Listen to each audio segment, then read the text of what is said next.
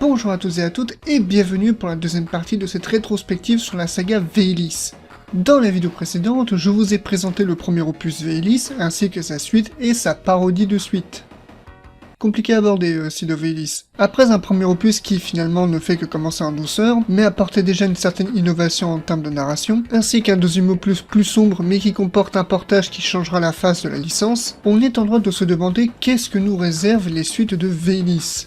Eh bien c'est ce que nous allons découvrir en nous concentrant cette fois-ci sur le troisième et quatrième opus. S'il y a bien un opus qui a poussé le concept au maximum, c'est bien celui-ci. Que ce soit sa version PC Engine ou Mega Drive, Veillis 3 sorti en 1990 pousse et explore davantage l'univers de sa licence. À la barre, on retrouve la même équipe que pour l'opus précédent, Lasersoft, qui seront rejoints par quelques membres du premier opus et ajouteront une certaine amélioration. L'histoire reprend la trame narrative des précédents, mais en y ajoutant un prélude. En effet, on y découvre le monde des ténèbres et son roi Glamès. Le monde des ténèbres traverse une mauvaise période puisqu'en raison d'une surpopulation, Glamès décide d'envahir la Terre pour remplacer ses habitants par les siens. Le seul problème auquel devra être confronté Glamès étant Yuko elle-même. Après quoi, le jeu nous offre un résumé des deux opus précédents, y compris celui-ci, mais sans spoil, comme pour nous rappeler du chemin parcouru. Parce que cette fois-ci, ça va chier. Nous retrouvons Yuko, assoupie, qui se fait voler son épée par une habitante du monde des ténèbres prénommée Shame. Don't steal the sword. Shame on you. C'est à nouveau immédiatement que le jeu démarre. Tout comme pour les opus précédents, Yuko possède les mêmes palettes de mouvements. Ce qui change dans Veillis 3, c'est la possibilité de choisir entre 3 personnages à tout moment, chacune comportant leur spécificité, créant une notion de stratégie en fonction des moments venus. Mais dans son ensemble, cela reste la même chose que sur les opus précédents. Bien que le jeu continue à utiliser les panneaux de texte pour économiser de la place sur la console, il y ajoute des petites scénettes pour accentuer l'aspect fluide de la narration. Exemple au début lorsqu'après avoir poursuivi Shame, cette dernière, enlevée par le boss du niveau, laisse tomber l'épée et Yuko se jette pour la récupérer. Voire même plus tard dans le jeu, il nous sera impossible d'avancer si l'on n'utilise pas le bon personnage avec le bon PNJ. Après avoir récupéré notre épée et sauvé Shame du premier boss, elle vous explique plus en détail sur les enjeux de cet opus. Bien pire que l'invasion du monde noir, Shame voulait l'épée pour combattre Glamès et venger son père abattu par ce dernier. Mais si Yuko doit à nouveau combattre et sauver la Terre, cette fois-ci elle s'en rend vite compte qu'outre Vekanti et la Terre, le monde des ténèbres doit lui aussi être sauvé. C'est pour cela que le jeu se compose de 3 personnages, chacun venant d'un monde différent et doivent lutter ensemble pour sauver leur monde respectif. Plus l'histoire avance et plus on sent la montée des enjeux, y compris jusque dans le gameplay où Yuko gagne en puissance au fur et à mesure.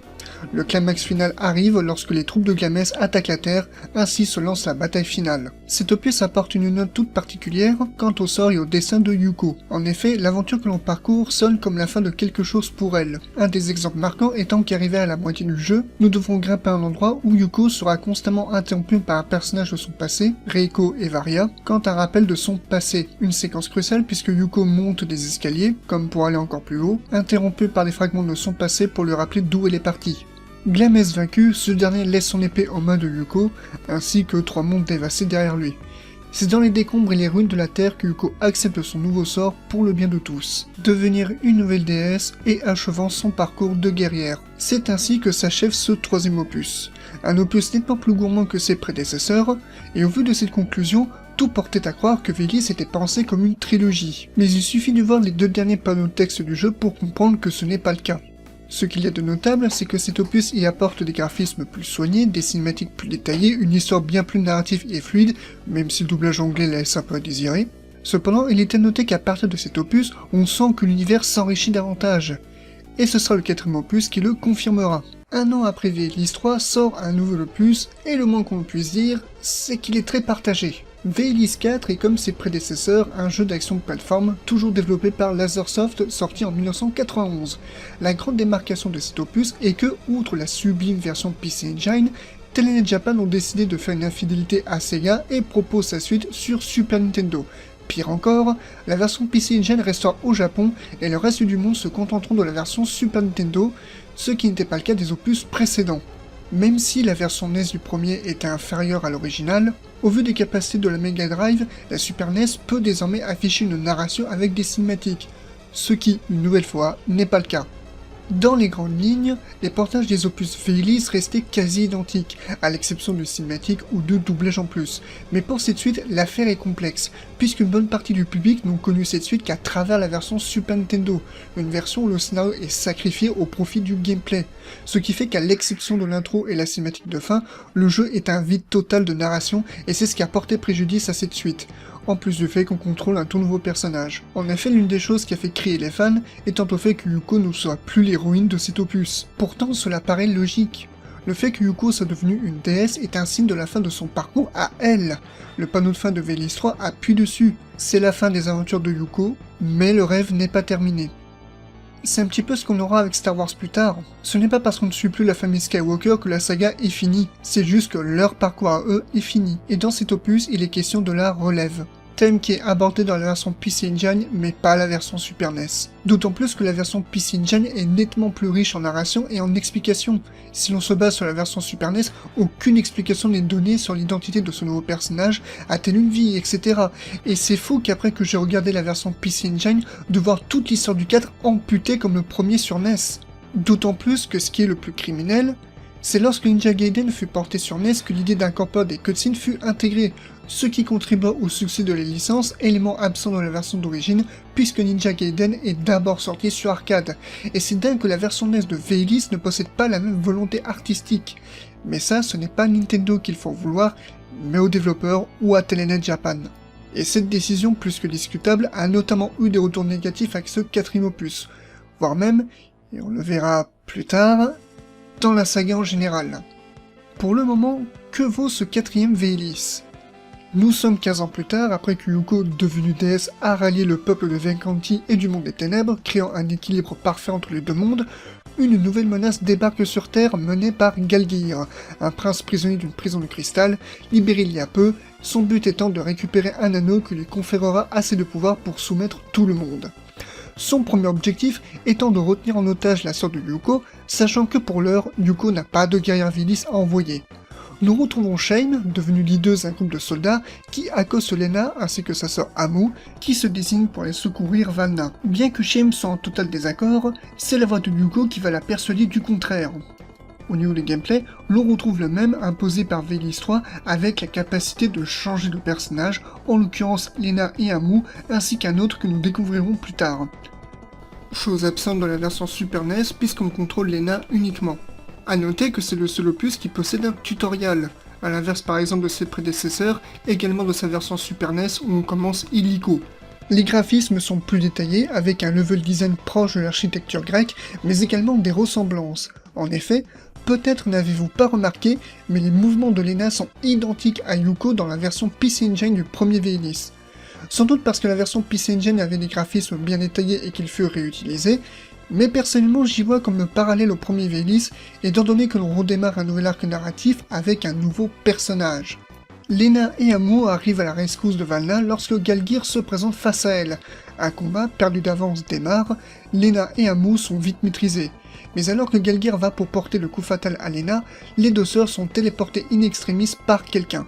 Cette personne étant Asphal, le père de Galgir, venu prêter main forte pour stopper la folie de son fils. D'ailleurs, il existe un détail depuis le premier Veilise, né des personnages de Yuko et Reiko. Vous avez peut-être remarqué que le peuple de Venkanti a les cheveux bleus et ceux du monde des ténèbres rouges, la couleur représentant leurs camps respectifs.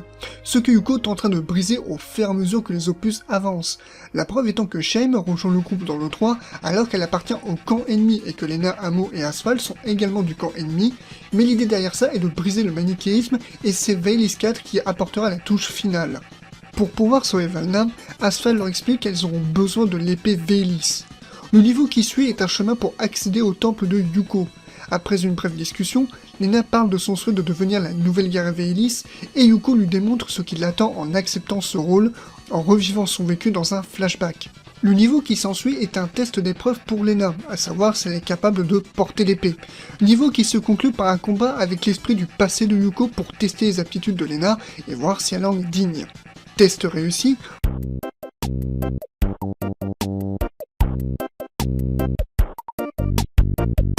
Notre duo est emmené sur Terre où Galgir a commencé son invasion. Boss vaincu, le trio fait de nouveau face à Gelgeir, ayant toujours Valna comme prisonnière. Et alors que Gelgeir décide de réduire les plans du trio à néant en jetant son arme sur Valna, scène qui n'est pas sans rappeler la version originale de Velis 2, c'est finalement Amu qui reçoit le coup en se sacrifiant.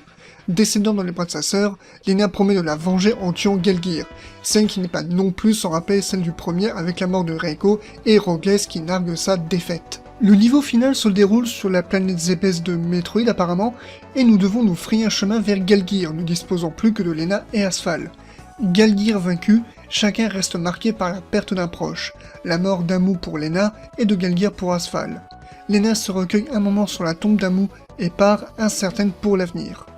C'est sur cette note mélancolique que se conclut ce quatrième opus de la saga Velis. Bien que plus léger que son prédécesseur, Velis 4 offre une histoire moins surchargée et plus émotionnelle au même titre que le premier opus. La saga Velis avec son principe de narration a apporté un enthousiasme chez les joueurs ou joueuses, donnant un aspect feuilleton qui donnait envie de connaître la suite, chaque fin d'opus se concluant par un soupçon de suite. Si la version PC Engine est globalement positive, c'est la version Super NES qui va lui faire défaut, compromettant donc un cinquième opus. Et pourtant, si vous vous souvenez de ma première vidéo, j'ai expliqué que Telenet Japan a disparu en 2007, la raison principale étant une crise financière qui a touché la compagnie, mais également ce cinquième opus. En 2006, la compagnie tente un comeback de sa licence phare pour se redresser, sachant que la saga allait atteindre ses 20 ans. Et quoi de mieux qu'un cinquième opus de la saga? Une suite tellement mal aimée que les fans refusent de croire que c'est une suite canon dans le lore. Velis X Another Destiny. Velis X Another Destiny, ou plus couramment Velis X, n'est pas une suite dans la tradition d'un Mega Man X par exemple, mais plus d'un visual novel érotique. Telenet Japan ont eu la brillante idée de se reconvertir dans le hentai en vendant ses licences pour qu'elles soient réadaptées en jeux pornographiques. Velis n'étant pas la seule licence à connaître ça. Arcus Odyssey, un des hits de la Mega Drive, a sombré de la même façon. L'histoire est simple, vous allez reparcourir les 3 premiers Velis avec des tentacules et tout ce qui excite les pervers. Pour l'occasion, je suis allé checker de vieux sites que je connais bien pour voir un peu plus sur ce jeu, parce que vous doutez bien qu'il n'existe aucune vidéo, et c'est tout ce à quoi l'on peut s'attendre, et c'est pour cela que je ne vous montre que des images safe. Mais sachez qu'aucune des héroïnes n'est épargnée, sachant qu'elles sont toutes mineures. En soi, c'est un visual novel médiocre pour se masturber et rien d'autre, et les fans ne s'y sont pas trompés puisqu'ils ont tellement hurlé au scandale que Telenet Japan en a payé les frais en mettant la clé sous la porte. Le plus triste étant que ce jeu a mis un coup à la réputation de la saga Velis. Déjà qu'elle fut détrônée par Ninja Gaiden et n'a connu son estime qu'avec le temps, cet opus a sali la licence pour un bon bout de temps. Il a fallu attendre l'arrivée de la Switch pour que le jeu ressorte en compilation en 2020, mais personne ne semble vouloir entreprendre de poursuivre l'aventure. Néanmoins, Velis reste une saga qui a tout de même apporté une innovation avec une intention de raconter une histoire qui cassait le principe de juste jouer à un jeu. On ne jouait pas pour finir, mais pour connaître l'histoire. Je soupçonne même que sans Velis, l'idée d'incorporer des cinématiques à la version NES de Ninja Gaiden n'aurait jamais vu le jour. Ce qui est bien ironique.